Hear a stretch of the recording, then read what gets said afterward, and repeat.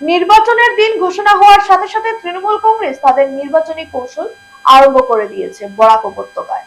এরই পরিপ্রেক্ষিতে আজ শ্রীভূমিতে তাদের কার্যালয়ের কর্মীদের যোগদান কার্যসূচির একটি অনুষ্ঠান অনুষ্ঠিত হয়। বিজেপি দলের অনেক সমর্থকরা আনুষ্ঠানিকভাবে তৃণমূল কংগ্রেসে যোগদান করলেন তৃণমূল নেত্রী সুস্মিতা দেবের হাত দিয়ে। যোগদান কার্যসূচির পর সুস্মিতা দেব নিজের বক্তব্যের মাধ্যমে 2026-এর নির্বাচনে কিভাবে দলকে শক্তিশালী করে তাদের প্রার্থী বরাক উপত্যকার কয়েকটি স্থানে দেবেন তা নিয়ে বিস্তারিত তুলে ধরেন।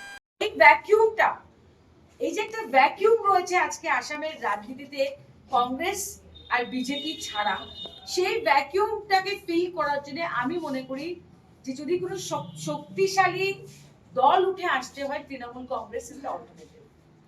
আপনারা দেখবেন যখন কংগ্রেস আর বিজেপির মধ্যে ডাইরেক্ট ফাইট হয়, আপনারা মধ্যপ্রদেশ দেখেন, আপনারা গুজরাট দেখেন, আপনারা যে কোনো স্টেট দেখে নিন, মহারাষ্ট্রতে তো অ্যালায়েন্স ছিল, মহারাষ্ট্রের নাম নিচ্ছি না, আমরা দেখতে পেরেছি যে সাউথ ইন্ডিয়া ছাড়া কংগ্রেস কোনো স্টেটকে ধরে রাখতে পারেনি।